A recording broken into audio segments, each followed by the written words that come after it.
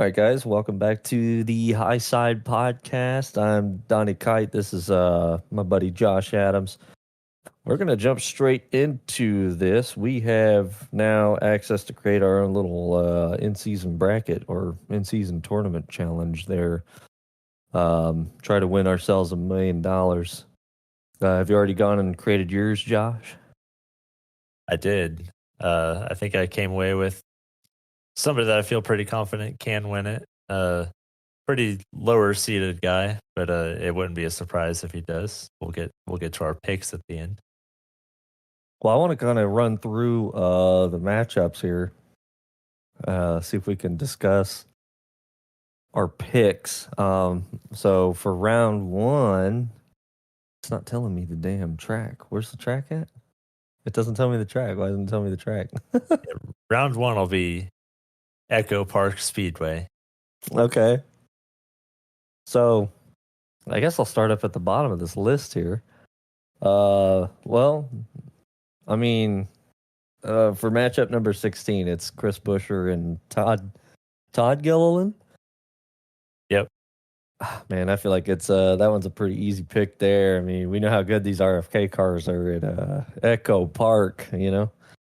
Yeah, the RFK, then really just the Fords in general. I think all the Penske cars qualified in like the top 5, top 4 or something this weekend too. So are you gonna pick Buescher here, or did you end up going with Gilliland? Oh, I would have went Buescher. That's a like you said, it's a good track for the company, but Buescher always tends to find his way to the front at these speedway races. I'd have to pick him as well if it wasn't that obvious already.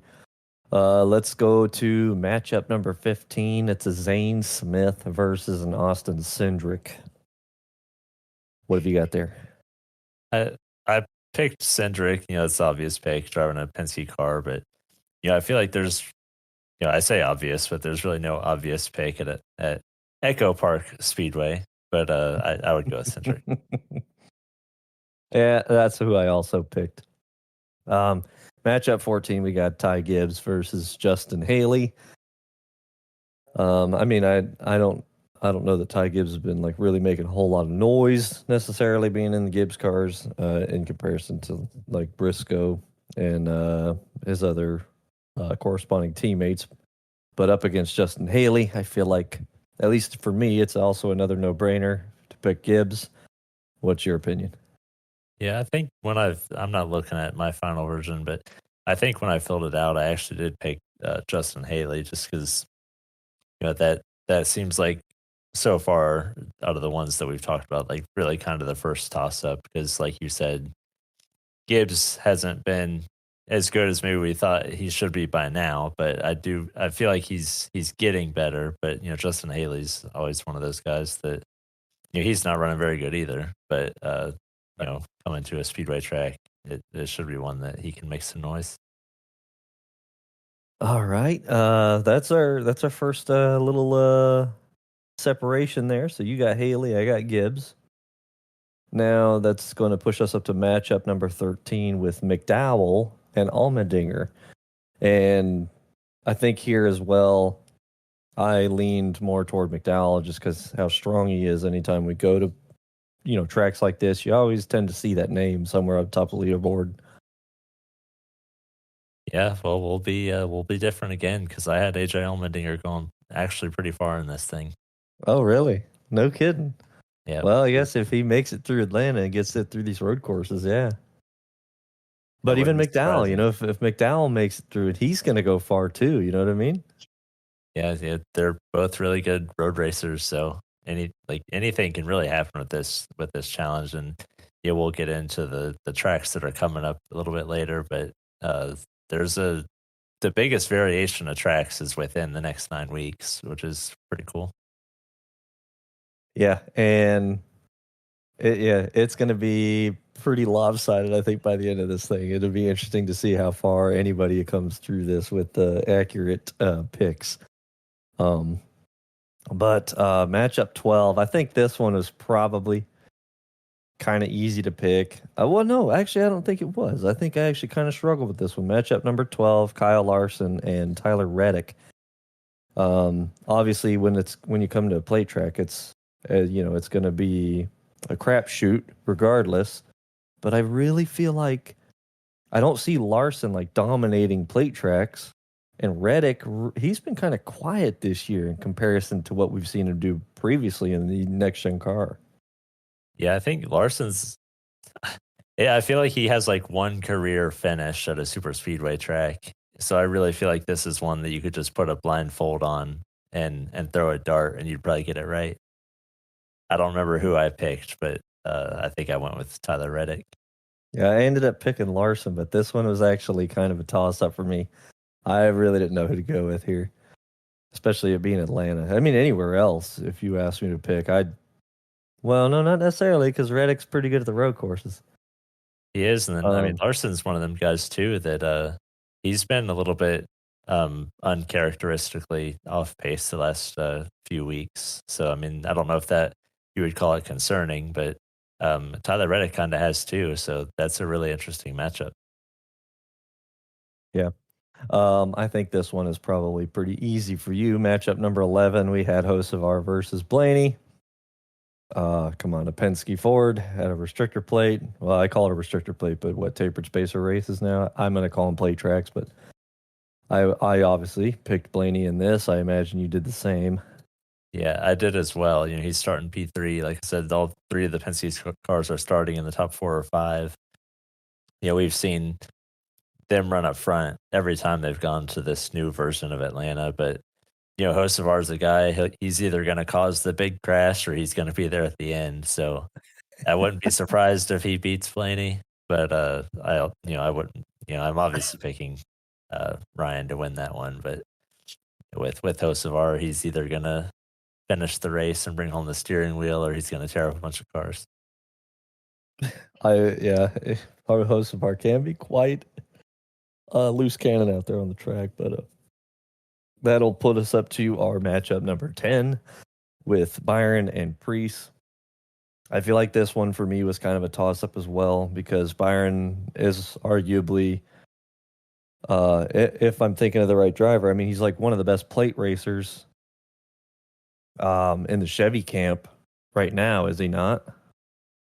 Yeah, I would agree. He's won the Daytona 500. He's won the 400. I don't think he's ever won at Dega, but I mean, I think he's been close to Atlanta too. So he always finds himself there at the end. Yeah. And the only thing that kept me from picking Byron, and I ended up picking Priest in this, is I know Priest and RFK, they're going to run up front. I know that for a fact. It's Byron that he has the wins, but he doesn't have the laps led. So he's not really up front a lot at these style of racetracks. He usually just finds himself there at the end of the race. So that's why I ended up picking Priest in this matter. Yeah, I mean, that's either a really good strategy for him or it's just, I don't know if they plan it that way or if he just does show up. And I'm assuming he just shows up. Byron kind of has a knack for that, like everywhere. Like he's either going to be really fast and lead all the laps or he's going to have a really fast car, but just show up at the end. And I feel like he always kind of just shows up at the end at these speedway tracks, like you said. I'm going to take Ryan Priest with it as well. Yeah.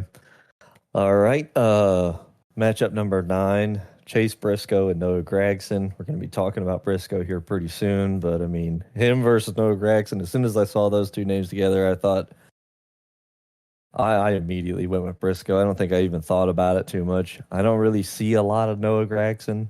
I also work on Sundays. It's not like I get to sit and watch the races all day, but I haven't really heard about his name much as well. If you might have a different opinion on that.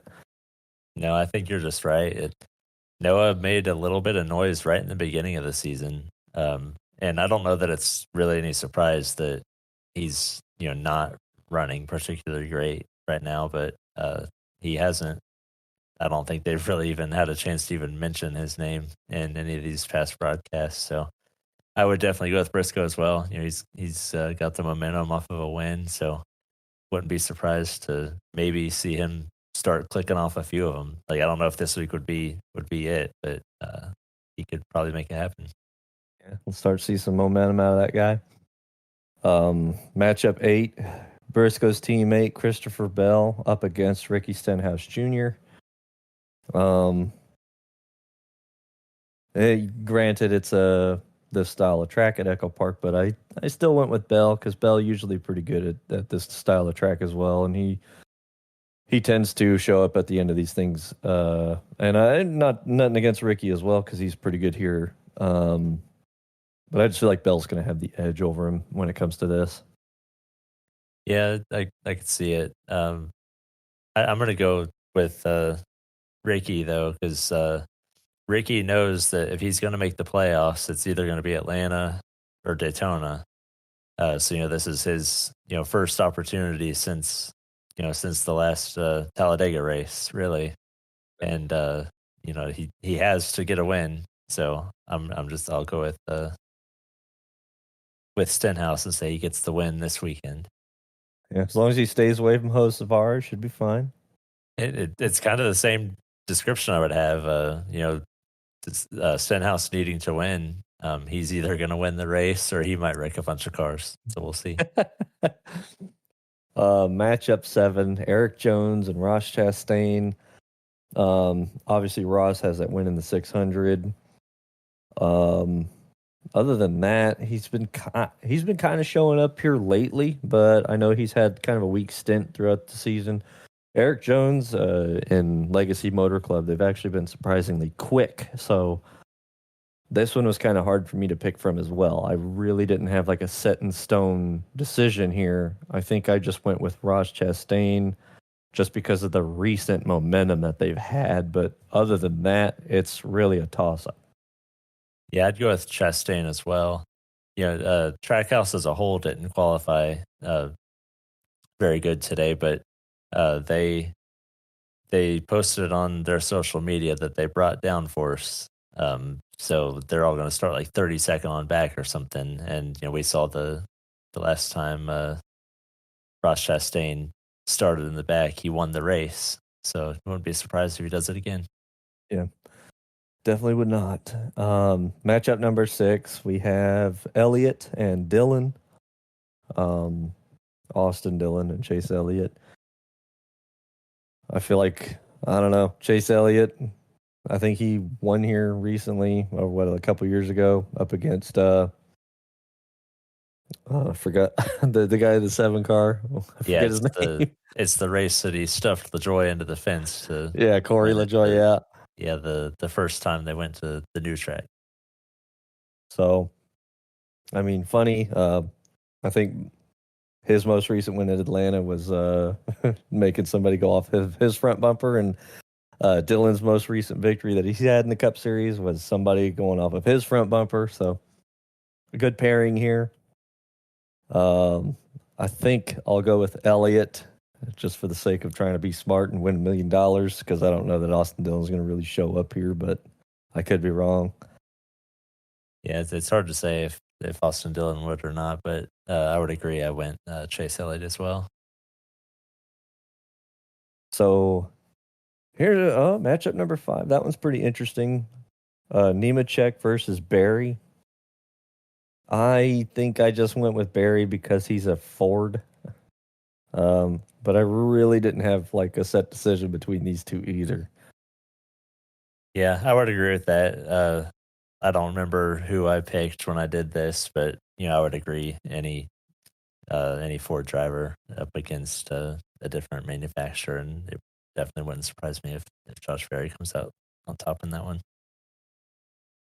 Yep, and we're getting down here pretty close here. Matchup number 4, Bubba Wallace up against Suarez. I think in this particular case, I think Suarez shines. When they had that 3-wide finish, that was at the new Atlanta, right? Or Echo Park. It was, yeah. Yeah, Echo Park Speedway. We got to be politically correct. Yep. So that's what I ended up going with. I picked Suarez. Bubba Wallace usually pretty strong too, but I feel like Suarez would, like if it was them two up against each other, I feel like Suarez would win the race. Yeah, I'd go Suarez too, but yeah, that's another interesting one. That's you know, these matchups don't really matter anything to the championship, but those are two guys that they both have to win as well. So yeah, Wallace, I think he's like right on the bubble, and I think Suarez is under it. So both of those guys, this would be maybe even both of their best opportunity to win a race in the next 9. So I'd pick Suarez as well. Yeah, I think you're right there. So Bowman, Logano, that's going to be matchup number 3. Once again, Joey Logano's not had the greatest stretch lately, but when it's a Ford at a track like this, I had to go with Logano. I just didn't feel right picking Bowman. Yeah, I agree. And not to cut you off, but I think when you go to this new version of the track, I wouldn't be surprised. Like, I could be wrong on this, but I wouldn't be surprised if Joey Logano has led more laps than anybody by like at least 100, and he's starting on the pole again. So definitely wouldn't surprise me if he's able to keep the track position to win that. Yeah, he's a monster when it comes to this style of racing. I think that's what's required. A lot of people might be upset with how he races. The same with Keselowski. Even Stenhouse. But I think that type of aggression is required to be able to go up here and win these races. I think you can't just mope around and lay back or try not to make anyone mad. I don't think that makes a winner at this kind of track. Oh yeah, especially with the way that the racing is today. Like, you have to, if you have any kind of momentum on track, if there's any gap that opens, you have to take it. So, and Joey Logano is the best when it comes to stuff like that. So Yeah, matchup number 2, Kyle Busch, Brad Keselowski. I mean, anytime you're going to pick somebody at a track like this, automatically going to go with Brad Keselowski over Kyle Busch. But you can't forget about the recent momentum out of the 6 car. They've had 2 finishes in the last 3 weeks inside the top 10. I think both of them were actually 9th. I could be wrong. It might be like 10th at one of them and 9th in the other. But you add that up plus his success at this type of racetrack, I have to pick Brad over Kyle Busch. yeah, I agree. And again, he's good at the style of racing, and Brad, the past few weeks, he's had like a renewed confidence. They've asked him a couple of times, what his next best opportunity to win is, and I think before they went to Nashville, he's like next week, and then they asked him again after the Pocono race. He's like next week. So Brad, he's going into these races pretty confident now, and I feel like if he's going to do it, he's got to get it done now, because they're about to go to a street course and a road course, and he probably won't contend in either of those. Yeah, he's gonna fall off the map for sure. Poor guy. He used to be really good at the road courses in the COT car, but whenever they switched over to the Gen 6, it was kind of iffy. And now he's just washed at these road courses. He cannot do it. Let's go to matchup number 1, our last matchup for at least the main bracket. It's going to be Denny Hamlin versus Ty Dillon. I don't know what goober would pick Ty Dillon in this case, but hey, I picked Denny Hamlin. Yeah, I picked Denny Hamlin as well, but you never know. Denny, for whatever reason, his team always decides to go with that strategy to just hang in the back. We'll see if he does that again. I'm not sure where he's starting, but if they run that type of strategy again and it gets them in trouble, Ty Dillon could upset the entire bracket. But I did pick Denny Hamlin. Yeah, no as well. kidding. He really would upset. A lot of people would be pissed.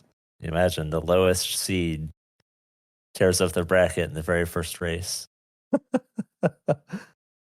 That'll be pretty good. It's going to be interesting to see as we start progressing throughout these next few days. Race is going to be coming up here pretty quick in a few. And then whenever we do a follow-up with the show, we can see where we've landed. But I guess we can go ahead and jump over here and talk about Briscoe finally getting it done for Joe Gibbs Racing. Yeah, I think everybody's happy. Chase finally got back to victory lane.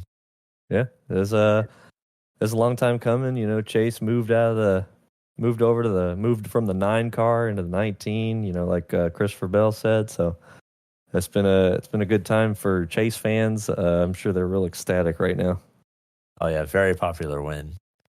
Uh, and back to, in all seriousness though, Briscoe's been looking for that, and he hasn't really shown the speed that we would have expected him maybe to have right out of the gate. But like I said earlier, when he just now won one, like I wouldn't be surprised if that one turns into maybe two or three. Like I would think, they would maybe have to get through the next three because it's just the variation of the different tracks with the super speedway, street course, and road course. But um, it's like I said earlier, it's a cool stretch coming up. So it'd be cool to see Briscoe kind of put together the expectation that he had coming over to the Joe Gibbs equipment. Yeah, I will say this, which sorry, I'm watching the Xfinity race and they just decided to wreck. But I will say this about Briscoe. Um, I'm happy he won. I've rooted for him ever since he left Stuart Haas. Just rooting on anyone that left that team to find success somewhere. Because it sucks that what had happened with the team, the shutdown and everything. So I wanted everyone to find some place where they'd find home, win races, do well. So really happy for them. But um, I feel like he may still be trying to get used to the team because even though he won, the car I think won him that race. He was in full save mode Yeah, because he had left pit road too soon and did not get that car full of fuel like the crew chief wanted. Which, who knows? Maybe that's what won the race. it's Maybe he had come off just right. Who knows? yeah, it's possible. I mean, it definitely got on the track position. But they said I think they said like 6 laps short or something, and they were just like certain they weren't going to make it on that last pit stop. So, like, I think anybody watching probably didn't expect him to make it. Yeah. But of all guys that you're going to beat, it's Denny Hamlin, who you know we know how great Denny Hamlin is at Pocono. He had 7 wins coming in, so everybody was probably looking for him to just go up there and pack whatever the package is. I think everybody was probably expecting Denny Hamlin or even Ryan Blaney to go up there and pass Chase Briscoe, and he ran a perfect last 25 or 30 lap stint, whatever that was at the end. Really impressive by him and the entire team. Yeah, I like what they do. Really, even if you're not even a fan of Gibbs in general, but that place is run like a well-oiled machine. Whatever driver or team is over there, they tend to be successful. You might find a few stragglers throughout the years, but for the most part, that team. I mean, well, hell, they get what 3 to 4 cars in the top 10 a lot of these races. So I mean, they have a great stable of drivers and a great stable of teams. I think the only thing that is holding back Chase Briscoe from being able to go out here and just start going on a tear is he's still working on that chemistry with the team. I think that's about the only thing holding him back. He's got the speed, got the team. Yeah, and I think there might also be something to it that he not that the Stewart Haas stuff wasn't fast, but they had good runs and then they just weren't very good the last like 2 seasons or whatever. But he's having to get used to actually having speed again, and I'm sure going into something when that's brand new and being like, holy crap, this thing is really good, and I'm just used to having good. Like that's probably a big adjustment too. Mm, definitely, especially you find yourself starting to run up front more often and you start getting a different set of nerves that you would have if you're running back in like midfield or something. That could be playing a factor as well. That's probably why he left pit road so damn soon. Yeah, and I think one thing that's interesting about that is, I think most people would think that if Chase Briscoe is going to win a race, that he probably just had the best car because I mean I think that's what he's done the other race or two that he's won in the Cup Series. But this past weekend he didn't have the fastest car, and he beat everybody basically on smarts. So it's good to see that he can win on speed and on really just strategy and just kind of doing it better than everybody, which we probably didn't expect. But when you can beat Denny Hamlin the way he did, we know that he can win just about any way possible now. So Yeah, I'm looking forward to see how they start running. I'm a Briscoe fan. I was gonna say I'm a fan of Chase, man. All right, let's go ahead. Let's start talking about the current standings because we're gonna. How many races do we got left till the chase or the playoffs? 9. Nine. Okay, so we still got a fair amount. We've had Yes, at the current moment, we've got 9 races left and 5 open spots. So those 5 spots are, as everybody knows, either going to be pointed in or you guys have to earn a win. So 9 races, 5 spots. I think you could easily see 5 more guys win. I wouldn't be surprised if it didn't, but the variation of tracks, we could easily have 16 or more winners. Yeah. Yeah, because I don't foresee. I mean, it's this car. I mean, you don't really see what's the most wins on the season right now. That's 3, but that's 3 among 3 different drivers. Granted, 6 of those are held by Gibbs. And then Kyle Larson with his own 3, and then everybody else who's locked in has 1 win. No one else is a multi-time winner other than 3 people. Yeah, it's kind of a crazy stat. I think that'll change coming up. But as we've mentioned, there's a lot of good cars that haven't won a race. So yeah, that and a lot of continue. cars that are getting better. Yeah, for sure. Yeah, like you mentioned earlier, those legacy cars, Nemechek and Eric Jones. I mean, if they just keep doing what they're doing, they may not win one on speed, but they might be able to steal one. Yeah, who based on what we have right now, and who we have locked in, and like the obvious ones that are going to make it. Do you have, because I think at the first part of the season we were kind of leaning on Christopher Bell. Do you kind of feel the same way still? I think the way it's going now, he had a great start, and he's still running well. But I would maybe say he's kind of in that, kind of Larson area right now. Like we haven't seen the runs out of Kyle Larson recently that we would expect, and I feel like Christopher Bell has been kind of the same way recently. I think as far as as Joe Gibbs goes, I think Denny Hamlin is the guy probably right now, and maybe even in the entire series, Denny Hamlin is the guy to beat, in my opinion. Maybe at the moment. Yeah, Hamlin is on he just always shows up around this time. But something I've noticed looking at these standings, William Byron, he's got the 4th most playoff points. Kyle Larson leads. He's got 23. William Byron, 4th, has 12. But, dude, I haven't seen somebody points race like this in a long time. Not that I can remember anyway. I mean, this guy's got 623 points on the field. And then Kyle Larson's 2nd points is 569. William Byron can points race, man. Oh, yeah. Yeah, it's 47 stage points he's got over Kyle Larson, and they're 54 points apart. So, those stages definitely matter.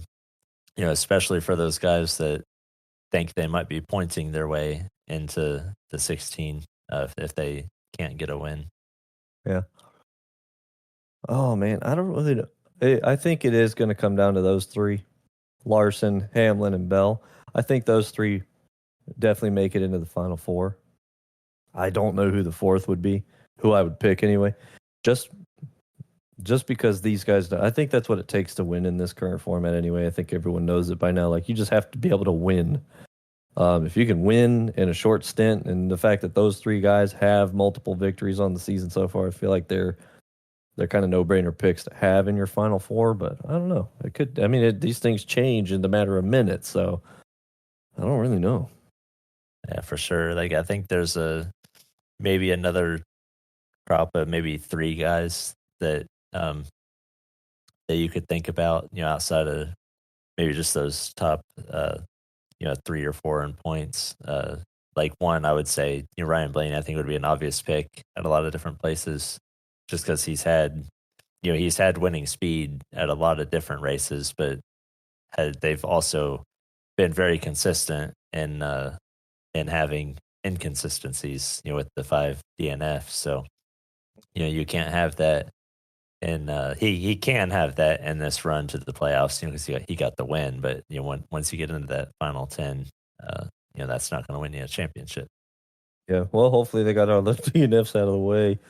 I know some of these guys still sitting here with 0, so I think w- Ryan Blaney actually no longer leads the league in DNFs.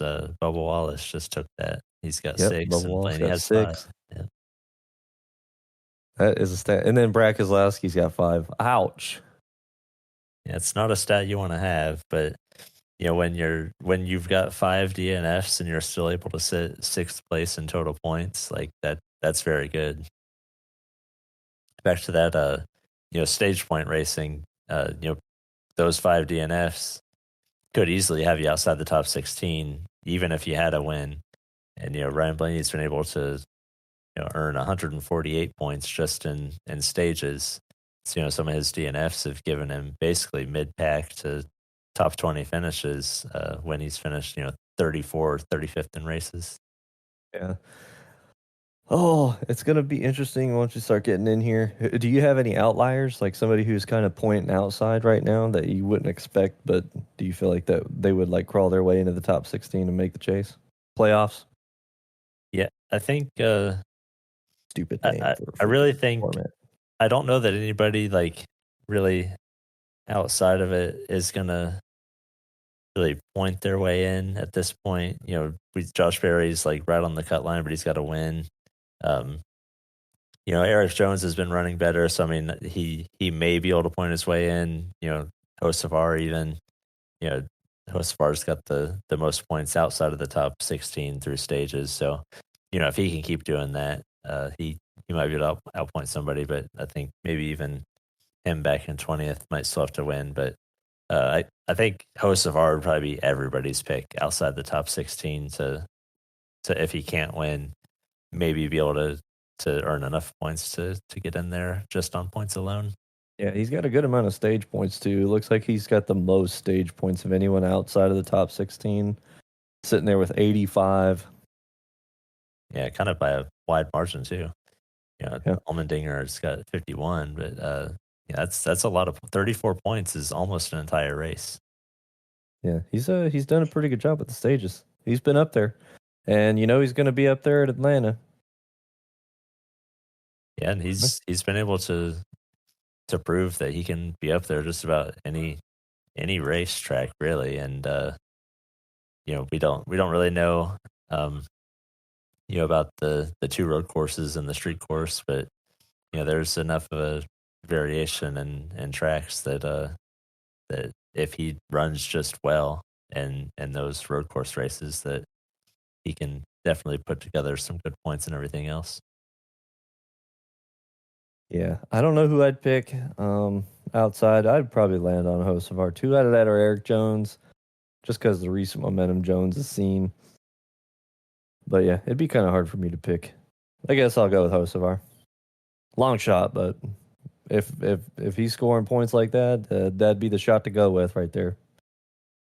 And then one other thing, Chase Elliott has the most points right now out of guys that haven't won a race, and they let him know in his post race interview last week that he's coming off of his first 2 top 5s in a row the entire season. Do you think Chase Elliott gets a win in the next 9 to get himself locked in, or do you think he's going to be points racing? You know what? Let me give him the benefit of the doubt here. I'm gonna look at what we got for the next 9 races, just so I'm on board here. We got Atlanta. I don't think he wins Atlanta. Definitely, I got to win Chicago. Um, How does he run at Sonoma? Yeah, I think he's won there before, but it's before the next gen car, and I don't think he's won a road course race since 2021. So he definitely hasn't won one in next gen. So it'd be pretty interesting if 3 races. I mean, you eliminated him from Atlanta, but just say he can't win a road course race this season, that eliminates him from 4 races. So he might only have 5 opportunities to win, and then one of them's Daytona, and anybody can win that. So Chase Elliott may realistically have just 3 or 4 opportunities to win a race outright. Yeah, because I mean, I know he's decent at Dover. I feel like Indianapolis is going to be an asterisk, considering I don't think we've done a race on the oval in the next gen car yet.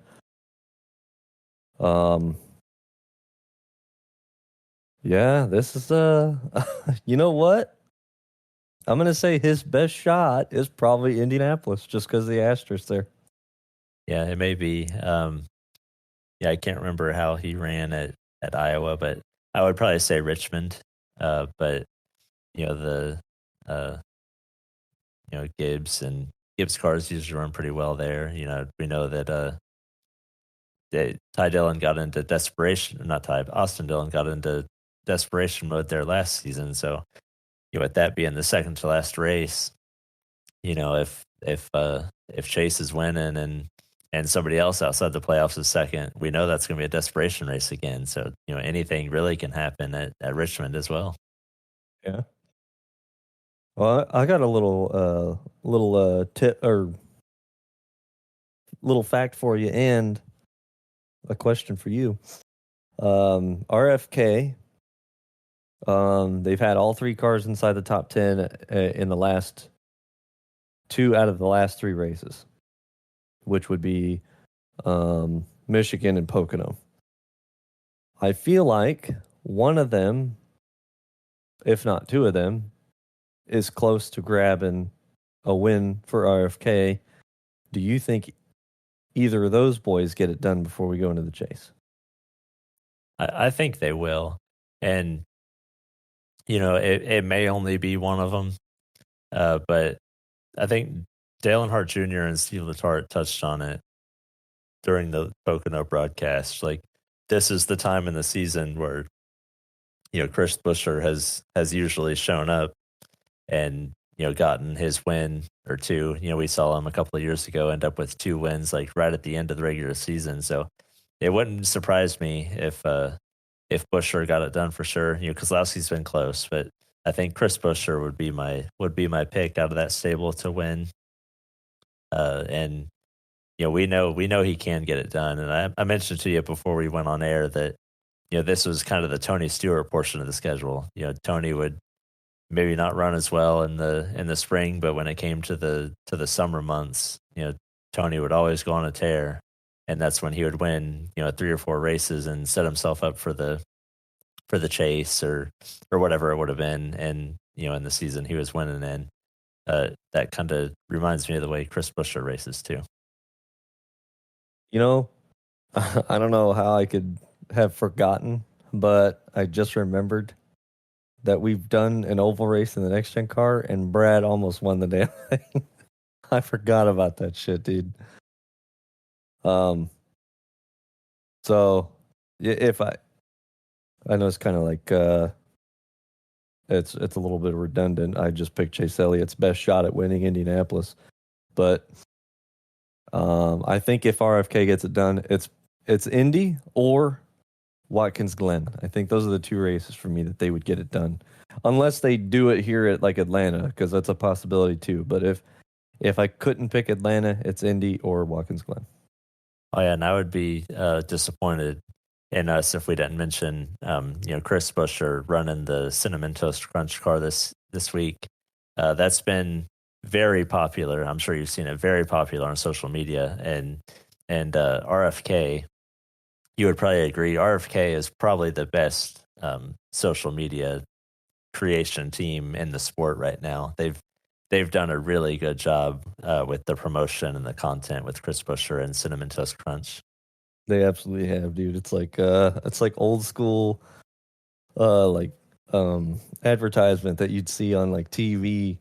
It's been pretty cool to see what they're doing with the eat my Cinnadust and what they put on Chris's. What's Chris's name on the car right now?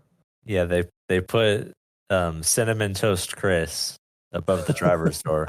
I don't know if it's going to race that way, but that was the label I saw put on it the other day, and then today I was watching another video they put out. He had a Cinnamon Toast Crunch bucket hat that he was wearing during qualifying today, and he also had the Cinnadust in a little container, like like a spices container type thing. And he was pouring it out into his hand and doing the like the LeBron James thing that LeBron would do, and throwing the dust up in the air before games. So that was pretty funny too. That's going to be fun to see. It'll be a fun weekend for them here at Atlanta. I'm excited to see what they've got going on. Who's your pick to win? I was gonna say they've even got the cinnamon toast mascot out there too. So that would Do be they amazing. really? Yeah, if they've had that in the shop too. Like it'd be amazing if he wins, or even probably he'll be sitting on the grid during the race before the race starts. When everybody's together, the national anthem and all that. He'll probably have It'd be amazing if they had the cinnamon toast crunch mascot out there with him. That's fantastic. I hope. When is this race? What? Oh, it's Saturday. I'm gonna be able to catch that one. Oh, wait a minute. That's tomorrow. Oh, I can actually watch this one. All right. Yeah, it's a night race. We saw a really good night race finish with Blaney, Bush, and Suarez a couple of years ago. So I'm gonna be tuning in. I'm gonna try my best anyway because I close at 8. I get home probably 8:30, 9 o'clock. So we'll see what happens. yeah, it should be fun. Maybe we can do a watch party tomorrow night. So we'll both be fresh and be able to talk about it next episode. Yep, I'm in. Did you pick one already? Did you pick your winner? He hasn't gotten it done there yet. He's been so close. I'm gonna go with my obvious pick and say Ryan Blaney gets it done. But if I'm gonna go obvious again, I'll say a Penske car wins. Oh man, I can't. I feel like Penske's kind of missing, except for Blaney, and even Cindric's doing all right. But Logano's been kind of on a downswing lately. But I'm gonna go ahead and I think I'll pick. You know what? I think as much as we've been talking about him, it'd be kind of nice if Chris Buescher went out and won. So I'm gonna pick Chris Buescher in that cinnamon toast crunch. Yeah, I don't think anybody will hate that pick, unless there's somebody out there that just has some kind of allergy or something. Or just for whatever reason you don't like Chris Buescher. So somebody out there like listening to us right now is a big Cheerios guy, and he's like, "Man, that car can't win this race." Cheerios, Kellogg's. All right. Well, have you got anything else you want to mention? I don't no big topics for me, but one thing, I'm about to get one of my other league seasons started up again in about a month and a half or two, and I'm going to be bringing a high side podcast car into the Elite Cup Series. So that's something we'll be showing off. We'll probably show it off first on the podcast, one of the next upcoming ones. So that'll be fun. Yeah, I'm gonna be excited to see that, and hopefully we get to see that thing in Victory Lane sometimes.